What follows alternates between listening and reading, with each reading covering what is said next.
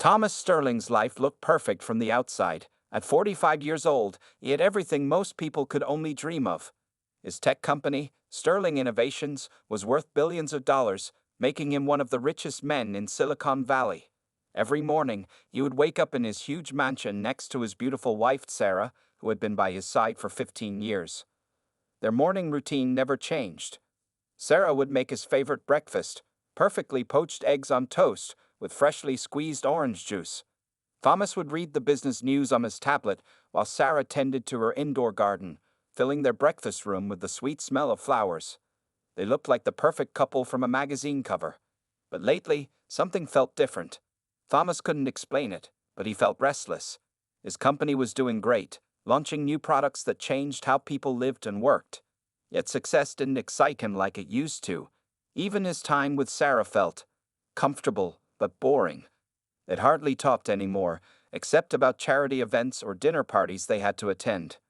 Everything changed the day Victoria Chen walked into his office. She was 28, fresh from getting her MBA, and full of creative ideas for marketing Sterling Innovations' new products. Thomas noticed right away how her eyes lit up when she talked about technology and future possibilities. She reminded him of himself when he was younger, hungry for success and ready to work day and night to achieve it. At first, their meetings were strictly professional. Victoria would come to his office with marketing presentations, and they would discuss strategy. But soon, these meetings started lasting longer.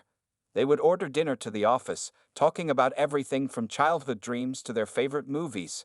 Victoria laughed at his jokes in a way Sarah hadn't in years. She asked for his advice about her career and really listened to his answers. Thomas tried to ignore the way his heart beat faster when Victoria entered the room. He told himself it was just excitement about work. After all, the company's marketing had improved greatly since she joined. Their new product launch was getting more attention than ever before, and their stock price was climbing higher every week. But the late-night strategy sessions became more frequent. Sometimes, they would stand at his office window, looking out at the city lights, talking about their hopes and fears. Victoria shared stories about growing up in a small town, dreaming of making it big in the tech world. Thomas found himself opening up about his own struggles, things he had never even told Sarah. Sarah started noticing changes in her husband. Thomas came home later and later, always with the same excuse: important work meetings. He spent more time on his phone, smiling at text messages. When Sarah asked about his day, his answers were short, his mind somewhere else. She tried to bring back their old connection by planning romantic dinners and weekend trips, but Thomas always had some work emergency to attend to. One evening, Thomas's assistant Jenny saw something she wasn't supposed to see. Walking back to her desk after hours, she passed by Thomas's office. Through the glass walls, she saw Thomas and Victoria standing very close together, his hand on her shoulder, both of them laughing softly. Jenny had worked for Thomas for 10 years and had never seen him look at anyone the way he looked at Victoria, not even Sarah. Office rumors started spreading. People noticed how Victoria always seemed to know Thomas's schedule, how they took coffee breaks at the same time, how they would arrive at work within minutes of each other. Some employees started taking bets on how long it would take Sarah to find out. Thomas knew what he was doing was wrong. Every morning, looking at Sarah across the breakfast table, guilt ate at his heart. She was still beautiful, still kind, still a woman who had supported him when Sterling Innovations was just a dream. But when he was with Victoria, he felt young again. He felt the same excitement he had felt when he was building his company from scratch. As autumn turned to winter, Thomas found himself at a crossroads. His perfect life didn't feel so perfect anymore. Every time Victoria smiled at him, every time their hands accidentally touched while looking at presentation slides, every time they shared a private joke in the office elevator, he felt himself falling deeper into something he couldn't control. What Thomas didn't realize was that his perfect life was about to shatter into pieces.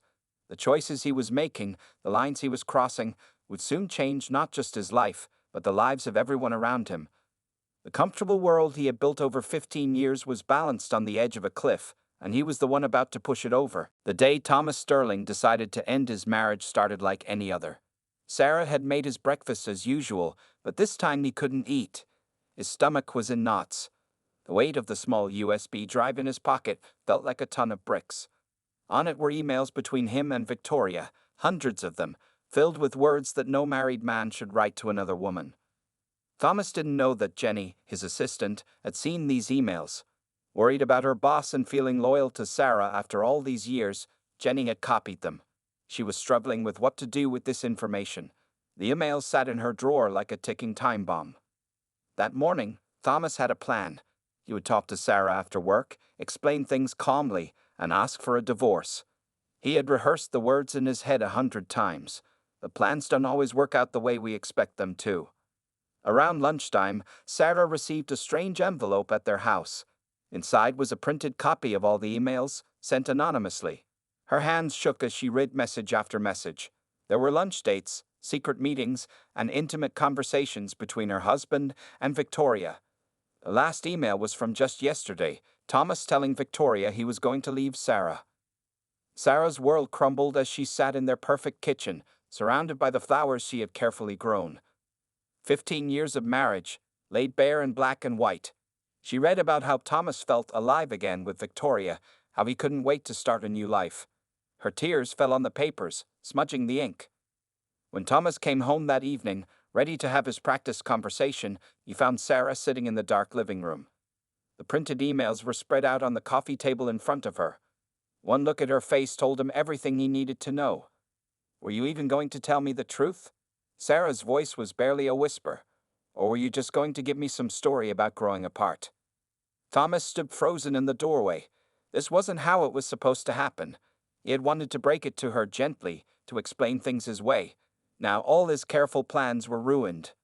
The next few hours were a blur of tears, accusations, and painful truths. Sarah demanded to know how long it had been going on. She asked if Victoria made him happier, if she was just too old now, too familiar. Each question felt like a knife in Thomas's chest, but he couldn't deny the truth anymore.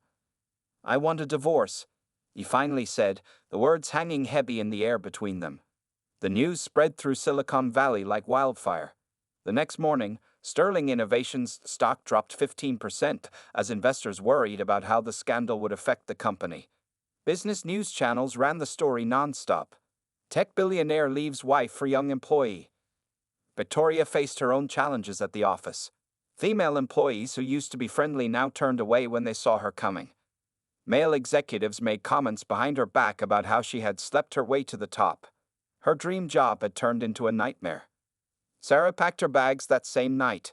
As she folded her clothes and collected her photographs, she thought about all the signs she had missed, or perhaps chosen to ignore. The late nights at work, the mysterious text messages, the way Thomas had grown distant over the past months. Something else weighed on her mind, something she hadn't told Thomas yet. She had visited her doctor last week and received news that would have once been celebrated. Now, it complicated everything even more.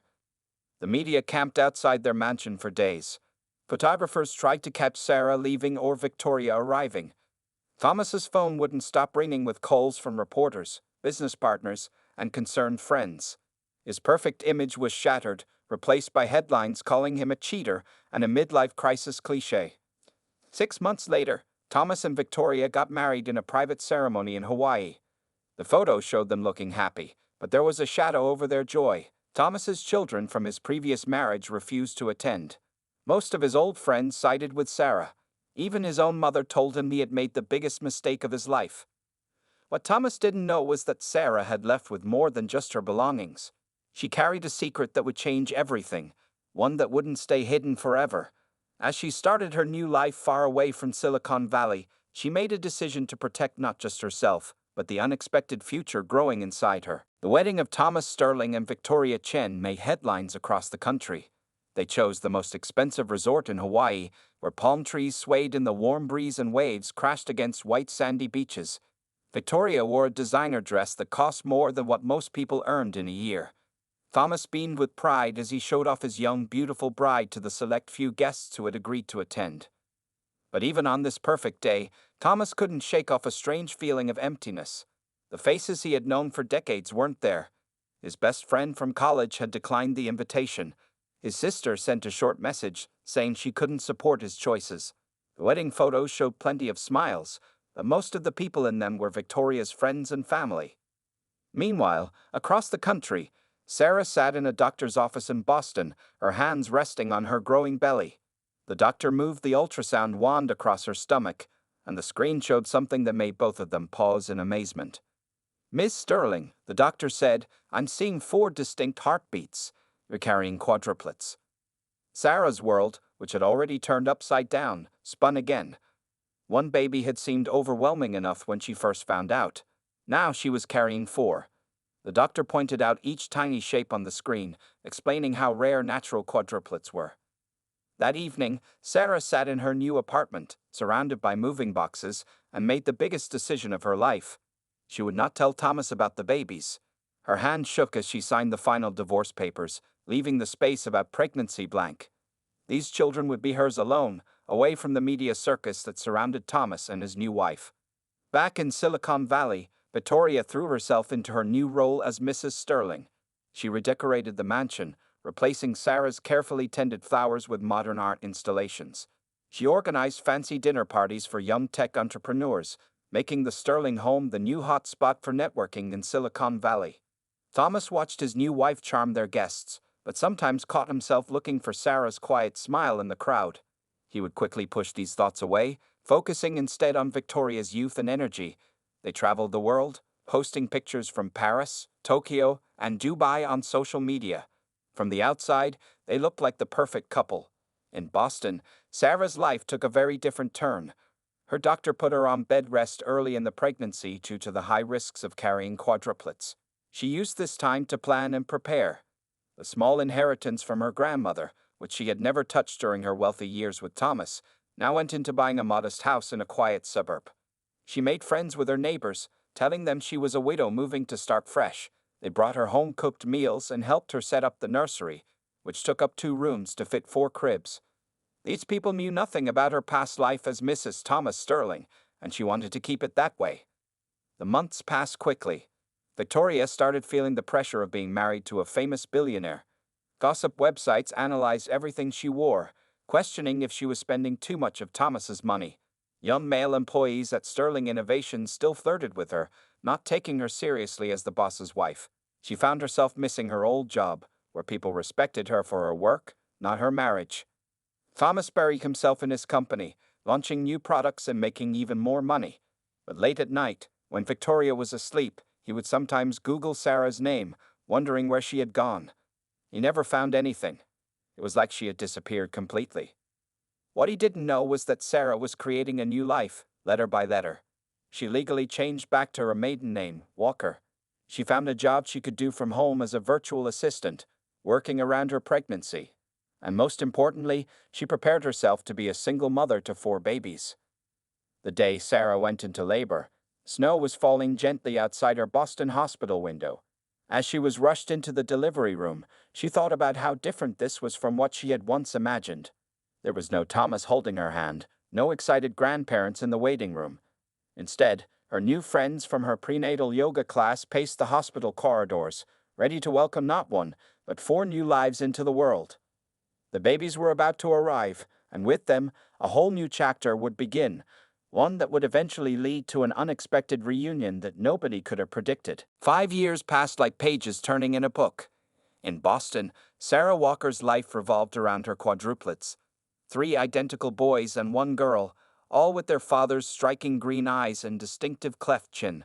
Marcus, Matthew, Michael, and Madeline grew into energetic 5-year-olds who filled their modest home with laughter and chaos. Every morning was like running a small circus. Sarah would wake up at 5 to prepare 4 different lunchboxes. Marcus wouldn't eat anything green. Matthew was allergic to peanuts. Michael loved extra cheese. And Madeleine insisted on having her sandwiches cut into heart shapes. She had gotten good at juggling their different needs, becoming the kind of mother she never thought she could be. The children were starting to ask questions about their daddy. Sarah kept a simple story. He was a businessman who lived far away. She had put away all pictures of Thomas, hidden her old life so well that sometimes it felt like a dream. But every time she looked at her children, especially the boys with their matching grins, she saw Thomas's face looking back at her. Meanwhile, in Silicon Valley, Thomas Sterling's perfect new life was crumbling like a sandcastle hit by waves. Victoria, now 33, felt trapped in the role of trophy wife. She missed her career, the respect she had earned on her own. The age gap between them, which had seemed exciting at first, now felt like a canyon filled with misunderstandings. Their arguments started small. Victoria wanted to return to work, but Thomas worried about what people would say. She wanted to travel and explore the world, while he was focused on running his company. The spark that had made him risk everything 5 years ago was fading, replaced by long silences and separate bedrooms. One evening, after another quiet dinner where they barely spoke, Victoria finally said the words that had been hanging in the air for months. "I want a divorce." Thomas didn't fight it. Maybe he had learned from his mistakes with Sarah, or maybe he was just tired. The media had a field day with the news. Tech billionaire's marriage fails again. The headlines screamed. This time, Thomas didn't even bother reading them. Back in Boston, Sarah's quadruplets were thriving. Marcus was the leader, always organizing his siblings into elaborate games. Matthew was the quiet one, who could sit for hours building with Legos. Michael loved to make people laugh, while Madeleine was the peacemaker when her brothers fought. Sarah had built a strong support network. Her neighbors helped with babysitting, and she had made friends with other single mothers at the kids' preschool. None of them knew she was once married to one of the richest men in America. To them, she was just Sarah, a hard-working mom with the amazingly well-behaved quadruplets. She had started a small online business, designing websites for local companies while her children were at school. The income wasn't anything like what she had been used to with Thomas, but it was enough. More importantly, it was money she had earned herself. The children were starting kindergarten when Sarah saw the news about Thomas's second divorce. She was scrolling through her phone while waiting to pick them up from school when his face appeared on her screen. He looked older, tired, nothing like the confident man who had left her for a younger woman. That same day, little Madeleine asked again about her daddy. Why doesn't he visit us like Emma's daddy visits her? The question hit Sarah hard. She looked at her daughter, seeing Thomas's green eyes looking back at her questioningly, and wondered if she had made the right choice all those years ago. Thomas threw himself into work after Victoria left, but something had changed. The excitement of making more billions didn't fill the emptiness he felt. He started thinking more about Sarah, wondering what had happened to her. His private investigators had never been able to find her. It was like she had vanished into thin air. What he didn't know was that fate was about to play its hand. His company was planning a big tech conference in Boston, and he had decided to attend personally. The same Boston where Sarah was raising their children, the same city where 4 pairs of green eyes just like his brightened each day with laughter and mischief. The paths that had diverged 5 years ago were about to cross again, and nothing would ever be the same. The morning that changed everything started with spilled orange juice and a missing shoe. Sarah was trying to get the quadruplets ready for school while also preparing for a client meeting at the local coffee shop. Marcus and Michael were arguing over who got the last chocolate chip muffin. Matthew was quietly reading in the corner, and Madeleine couldn't find her favorite pink sneaker. "Mom, Michael took my muffin," Marcus complained. "Did not. It was mine," Michael shot back. "Has anyone seen my shoe?" Madeleine called from upstairs. Sarah took a deep breath. Just another normal morning in the Walker household. She found Madeleine's shoe under the couch, split the muffin in half for the boys, and somehow got everyone out the door only 10 minutes late. She dropped the kids at school, promising to pick them up early for their dentist appointment that afternoon. Meanwhile, across the city, Thomas Sterling was preparing for his keynote speech at the Boston Tech Innovation Conference. His assistant had suggested he try the local coffee shop near the conference center, saying they made the best coffee in town. Thomas didn't know that this particular coffee shop was Sarah's favorite workplace away from home. Sarah sat at her usual corner table, laptop open, working on a website design. She had an hour before she needed to pick up the kids. The coffee shop was busier than usual because of the tech conference nearby, but she was focused on her work, her reading glasses perched on her nose. The bell above the door chimed as Thomas walked in. He was looking down at his phone, rehearsing points from his speech in his head. The line was long, and as he waited, he scanned his emails, not paying attention to his surroundings. Sarah glanced up when she heard a familiar laugh. The barista had made a joke, and Thomas's distinctive chuckle hadn't changed in 5 years. Her heart stopped. There he was, standing just 20 feet away, looking more or less the same as she remembered. A few more gray hairs at his temples, maybe, but still undeniably Thomas. She quickly gathered her things, hoping to slip out unnoticed. But fate had other plans. As she stood up, her phone slipped from her hand, clattering loudly on the wooden floor. Thomas turned at the sound, and their eyes met. Time seemed to freeze. Thomas blinked, not sure if he was seeing things. "Sarah?" he whispered, stepping out of line. Before either of them could say another word, the coffee shop door burst open. Sarah's heart sank as her 4 children ran in, followed by their flustered-looking teacher, Mrs. Peterson. "Mom," Madeline called out. School closed early because the heating broke. The quadruplets surrounded Sarah, all talking at once. Thomas stood rooted to the spot, his eyes moving from one child to another. 3 identical boys and a girl, all around 5 years old, all with his green eyes, all with his cleft chin. Mrs. Peterson approached Sarah. "I hope you don't mind, but since you said you'd be here, I brought them directly to you." Thomas couldn't move. He couldn't breathe. His mind was racing, doing the math. 5 years. The 3 boys could be triplets, but they looked exactly like him at that age, and the little girl, with her dark hair like Sarah's but his eyes. "Marcus, Matthew, Michael, Madeleine," Sarah said quietly, her voice shaking slightly. "Why don't we go home?" The names hit Thomas like physical blows. These were his children, his. Revelation made him reach for the nearest chair to steady himself. "Sarah, wait," he managed to say. The children looked curiously at this stranger who was staring at them so intensely. Madeleine, always the brave one, spoke up. "Mom, who is that man?" The coffee shop had gone quiet. Other customers sensed the tension in the air, the weight of this moment. Sarah stood protectively in front of her children, her mind racing. 5 years of carefully guarded secrets had just shattered in the space of 5 minutes. Thomas took a step forward, then another. His speech, the conference, everything else forgotten. "They're mine, aren't they?" he asked, though he already knew the answer. The proof was right in front of him, in 4 pairs of identical green eyes looking back at him with curiosity. Sarah nodded slowly, tears forming in her eyes. "We should talk," she said quietly, "but not here, not in front of them." The life Thomas thought he knew had just changed forever, right there in a busy Boston coffee shop, all because of a broken school heater and a dropped phone. Later that evening, after Sarah had settled the quadruplets with their favorite babysitter, she met Thomas in a quiet restaurant away from the busy city center.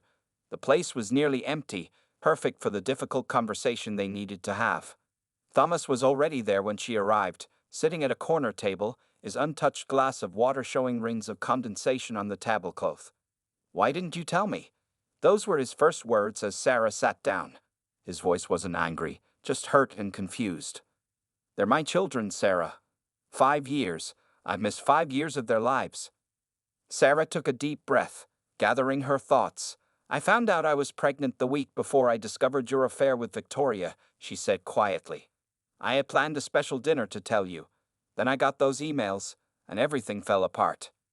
Thomas winced at the mention of Victoria. His second failed marriage now seemed like punishment for his past mistakes. "But after that," he pressed, "when you knew it was quadruplets, why didn't you reach out?" "Would it have changed anything?" Sarah asked. "You were planning your wedding to Victoria. The media was everywhere. I couldn't bear the thought of my pregnancy becoming tabloid news." She paused, then added, "And honestly, I was hurt.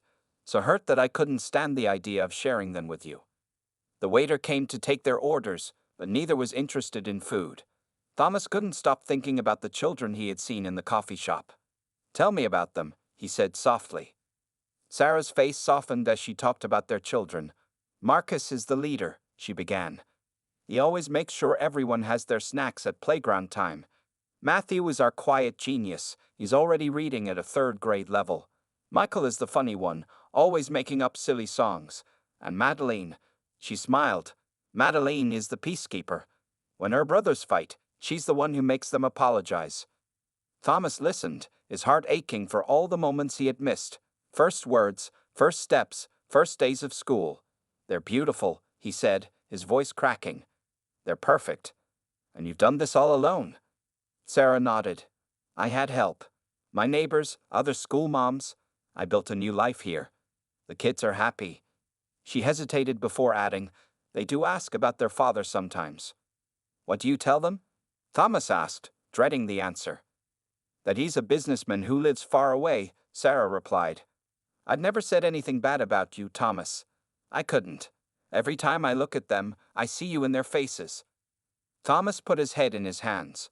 I've been such a fool, Sarah. I threw away everything that mattered for. For what? A younger woman who left me, a lifestyle that means nothing compared to having a family. Sarah watched him, seeing real pain and regret in his face. What do you want now, Thomas? She asked carefully. Now that you know about them? I want to know them, he said immediately. I want to be their father, if you'll let me. I'll move to Boston, step back from the company, whatever it takes. I've missed so much already. Please don't let me miss any more. Sarah was quiet for a long moment. It won't be simple, she warned. They're old enough to ask questions. We'll need to be careful how we introduce you into their lives. And you have to be sure, Thomas. If you start this, you can't walk away when it gets difficult. These are children, not a business deal you can back out of. I understand, Thomas said solemnly. I'll do whatever you think is best. We can take it slow, follow your lead. I just want a chance to know my children. Sarah saw the sincerity in his eyes, the same eyes that all 4 of their children had inherited. We'll need to plan this carefully, she said finally. Maybe start with short visits, build up gradually. And Thomas, she added, no press, no public announcements. Their privacy comes first. Thomas nodded eagerly. Anything you say. I won't mess this up, Sarah. Not this time. As they continued talking, making tentative plans for the future, both felt the weight of the past 5 years, the secrets, the pain, the missed opportunities. But there was also something new. A chance to make things right, if not for themselves, then for 4 innocent children who deserved to know their father. The first meeting was planned carefully, like a delicate operation. Sarah told the children that an old friend wanted to meet them at the park. It was a sunny Saturday morning, and Thomas arrived early, his heart beating fast as he sat on a bench near the playground. When Sarah walked up with the quadruplets, Thomas felt tears forming in his eyes. In the daylight, their resemblance to him was even more striking. The 3 boys were wearing different colored t-shirts, Marcus in red, Matthew in blue, and Michael in green, so people could tell them apart. Madeleine had her dark hair in 2 braids, bouncing as she walked. Children, Sarah said gently, this is Mr. Thomas. He's a very special friend who wants to get to know you. The kids looked at him curiously. Madeleine, brave as always, stepped forward first. Do you like swings? She asked. I can go really high. Thomas smiled, his voice shaky with emotion. I love swings, he said. Would you show me how high you can go? That first day was magical and heartbreaking at the same time. Thomas pushed each child on the swings, helped them climb the monkey bars, and listened to their stories. Marcus told him about his toy car collection, Matthew shared facts about dinosaurs, Michael told silly jokes, and Madeleine showed him how she could do a cartwheel. Sarah watched from a nearby bench, her heart full of mixed emotions. The children were naturally drawn to Thomas, just as she had been all those years ago. He was good with them, patient and attentive, his expensive suit getting dirty as he knelt in the sandbox to help them build castles. Over the next few months, Thomas became a regular part of their weekends. The children looked forward to Mr. Thomas' days, not knowing he was their father. He brought thoughtful gifts, not expensive toys, but things that showed he was paying attention. A dinosaur book for Matthew, art supplies for Madeleine, a soccer ball for Marcus, and a joke book for Michael. Thomas made big changes in his life. He stepped down as CEO of his company, becoming just a board member. He bought a house in Boston, not too far from Sarah's neighborhood. His old friends in Silicon Valley were shocked, but Thomas didn't care. Nothing mattered more than being there for his children. The hardest part was keeping his emotions in check. Every time one of the kids ran to him with a drawing or a story, he wanted to hug them and tell them he was their father. But he followed Sarah's lead, building trust slowly and carefully. One day, after 3 months of visits, Madeleine asked the question they had been expecting. Mom, she said at dinner, why does Mr. Thomas have the same eyes as us? Sarah and Thomas had prepared for this moment. The next weekend, they sat all 4 children down in Sarah's living room. Remember how I told you your daddy was a businessman who lived far away? Sarah began gently. The children nodded. Thomas held his breath. Well, Sarah continued, Mr. Thomas is your daddy. There was a moment of complete silence. Then all four children started talking at once. Really? Marcus asked, his eyes wide. Is that why you have a chin like ours? Matthew questioned thoughtfully. Can we call you Daddy now? Michael wanted to know. Madeline just got up and climbed into Thomas's lap, wrapping her arms around his neck. Thomas hugged his daughter, tears rolling down his cheeks. Yes, I'm your daddy, he said. And I love all of you so much. I'm so sorry I wasn't here before, but I promise I'll be here from now on. The boys joined the hug, creating a tangle of arms and legs. Sarah watched, wiping her own tears. It wasn't perfect. There would be questions to answer, adjustments to make, and challenges to face. But seeing Thomas with their children, she knew they had made the right decision. That evening, as Thomas was leaving, Marcus ran after him. Daddy, he called out, the words still new and precious, will you come to my soccer game next week? Thomas knelt down to his son's level. I wouldn't miss it for the world, he promised. And he meant it. You would never miss another important moment in his children's lives. 2 years had passed since that fateful day in the coffee shop. The quadruplets were now 7 years old, and life had fallen into a comfortable rhythm that none of them could have imagined before. Thomas had fully settled into his role as a devoted father, his days now filled with school runs, soccer practices, and helping with homework instead of business meetings. One sunny morning, Thomas sat on the bleachers watching Marcus's soccer game. Matthew sat next to him, nose buried in a science book, but looking up whenever his brother had the ball. Michael was leading the crowd in funny cheers, making everyone laugh. Madeleine was drawing pictures of the game in her sketchbook, occasionally showing them to Sarah, who sat on Thomas's other side. Daddy, did you see that? Marcus called out after scoring a goal. Thomas jumped up, cheering loudly. The other parents smiled. They'd all gotten used to seeing the billionaire tech genius acting like any other proud father at their children's games. After the game, they all went to their traditional Saturday lunch at the local diner. It was nothing like the fancy restaurants Thomas used to frequent, but he loved it more than any five-star establishment. The kids all had their usual orders: chocolate chip pancakes for Marcus, blueberry waffles for Matthew, a grilled cheese sandwich for Michael, and French toast for Madeleine. Dad, Matthew said between bites, can you help me with my science fair project? I want to build a robot. Of course, buddy, Thomas replied, his heart warming at the word Dad. It still felt magical every time they called him that. Sarah watched Thomas with their children, amazed at how much had changed. He had sold his mansion in Silicon Valley and moved permanently to Boston, buying a comfortable but not extravagant house in their neighborhood. His expensive suits had been replaced with casual dad clothes, and his once perfectly styled hair often had paint or glitter in it from art projects with Madeleine. The biggest change was in Thomas himself. The restless ambition that had once driven him to chase newer, younger, more exciting things had been replaced by a deep contentment. He found more joy in teaching Michael to ride a bike than in closing million-dollar deals, more satisfaction in helping Matthew with math homework than in launching new products. That evening, after the kids were in bed, Thomas and Sarah sat on her back porch, drinking coffee and talking about the day. They had developed a comfortable co-parenting relationship, their past hurts slowly healing through their shared love for their children. Remember when you first found out about them? Sarah asked, smiling at the memory of that chaotic coffee shop scene. Thomas chuckled. How could I forget? It was the best shock of my life. He paused, then added seriously, Thank you, Sarah, for giving me a chance to know them. I know I didn't deserve it after what I did. They deserved to know their father, Sarah replied simply. And you've proven yourself every day since then. As they talked, both remembered how far they had come. The initial awkward visits had evolved into a comfortable routine. The children spent weekdays with Sarah and every other weekend with Thomas. Both parents attended all school events, sports games, and recitals. They celebrated birthdays and holidays together, creating new family traditions that worked for their unique situation. Thomas had even reconciled with his old friends and family, who saw how much he had changed. His sister, who had refused to attend his wedding to Victoria, now regularly visited her niece and nephews. His mother, who had once called him a fool, now proudly showed off pictures of her grandchildren to anyone who would look. The quadruplets were thriving with both parents in their lives. Marcus had become the star of his soccer team, Matthew was at the top of his class, Michael's sense of humor kept growing, and Madeline's artistic talents were blossoming. They understood that their family was different from others, but they also knew they were deeply loved by both their parents.